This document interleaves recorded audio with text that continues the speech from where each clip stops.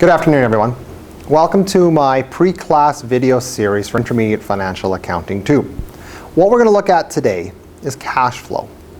Now, I love teaching cash flow because it's a little tricky. It's like a puzzle. And I believe as accountants, what attracts us to accounting is the fact that I think inherently we're puzzle lovers. And this is a puzzle. We can actually check our work at the end to see if we're correct most of the time. And I find that very rewarding. And to me, it's kind of a fun puzzle, challenging puzzle. So how do you become really good at cash flows?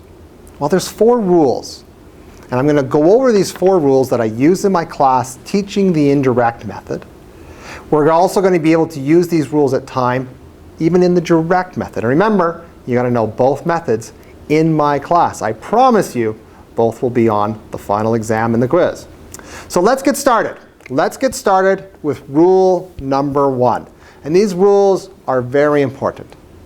Now, the secret to understanding how to solve this is to do journal entries. When you do journal entries and you make the default part of the journal entry cash, this becomes a very straightforward topic, even at the advanced hard level questions, which we will get to. So let's start with the simple and make sure we understand our rules. So imagine this. Our inventory on our balance sheet increased 20,000. Well, what does that mean on a journal entry perspective?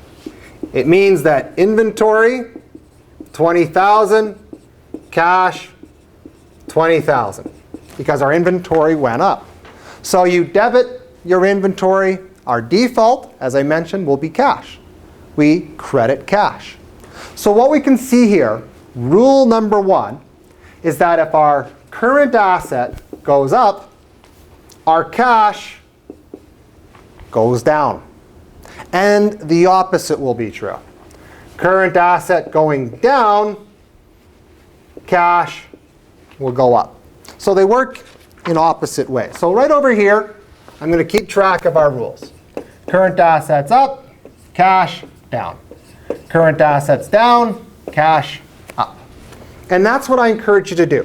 When you walk into your quiz, you walk into your final, write down these 4 rules. It'll take you 15 seconds. Open up your exam then, start your exam. Rule number 2. We've looked at current assets. Let's focus now on current liabilities. Accounts payable went down 15,000. So if accounts payable is going down from year to year, well, what does that mean from a journal entry perspective? Well, accounts payable have a normal balance that's on the credit side. If that's going down, that means it must be a debit. So debit accounts payable 15,000. And again, our default will be cash, 15,000. So what you can see here is that current liability is going down, cash is going in the same direction. The opposite will be true. Current liability is going up, cash going up. So what you can remember is that for current liabilities, same direction. Current assets, opposite direction. So here's rule number 2. Current liabilities down, cash down. Current liabilities up, cash going up. Now we're going to get into rules 3 and 4, and they're very similar. What rules 3 and 4 look at is the fact that we're creating a cash flow statement. Now remember this. We're creating a cash flow statement. We only want items on this statement that are cash related. Well, in accrual accounting, that's not always the case. Depreciation is not a cash item. Gains and losses on the sale of assets is not a cash item because these are accounting generated numbers. So what we have to do is we have to look at how do you handle these items from the cash perspective. Let's start with depreciation. One of the ways that I like to show the effect of this is to create many little fictitious income statements. So if we've got revenue of $1 million, cost of goods sold of $600,000, depreciation of $50,000, we're going to have net income of $350,000. I've explained to you already that depreciation is non-cash. So on our cash flow statement, we don't want to have anything like that. So what effect does that have then on our net income? Well, let's redo this. Revenue would be $1 million. Cost of goods sold would be $600,000. We wouldn't include depreciation because it's non-cash. So the cash effect then is that our net income would be now $400,000 if we had no depreciation. So what you can see here is that the depreciation rule is a plus, which means add back. Because you add this back, your net income will now show the cash amount. This is your net income if you did cash accounting, assuming these are 100% cash, and that's all there is. So rule number 3 is depreciation is a plus, which I basically make it sound like, and it is, as an add back. Now let's move on to rule number 4. Gains and losses. Again, very similar to depreciation in a sense that these items are non-cash amounts. So let's say we have an asset for $1 million. It has accumulated depreciation of $800,000, and we sold it for $500,000 cash. Now what do we do?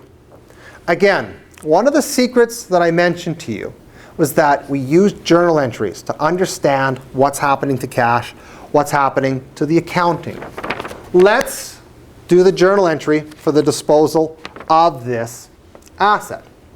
So right off the bat, cash is a lot of times is the easiest way to start. Cash, $500,000. That's what we received. We no longer have accumulated depreciation. And remember, that's a contra account, which means that it's a normal balance as a credit. So we're going to remove that through a debit. That is $800,000. We no longer have the asset for $1 million. So do our debits and credits equal? No. We're short. We're short $300,000 over here on the credit side. That means that we have a gain. So if we're short on the credit side for this type of entry, that represents a gain. Revenue is a credit. Gains are a credit. Think of it that way. So this is cash. These are into our net income. This is an accounting generated number. So the important thing to understand here is that we have to make an adjustments for the accounting generated type values, just like we did for depreciation. So let's take a look at the effect that this has, and if we removed it, the effect that it would have. So here's again a fictitious little mini income statement. So we've got revenue and the gain, so that makes it $1.3 million, less our cost of goods sold for $600,000. Here's our net income. Now we know we can't have this gain because it's the only item that's not cash.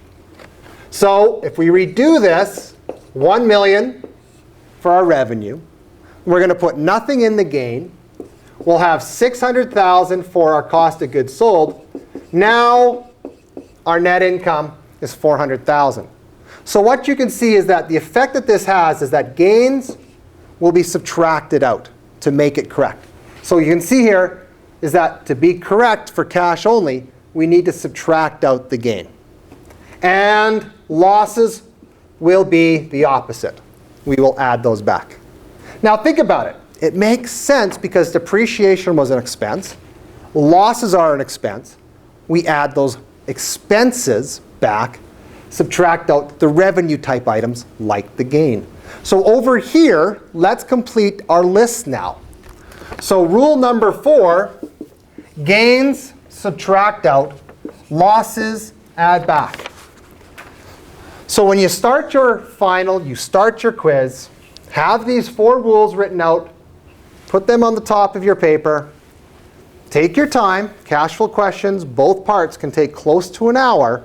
Use these rules, go really slow, do everything with the journal entry, and hopefully when it's all said and done, you'll be able to check your work and have a great smile on your face. Have a good day, everyone.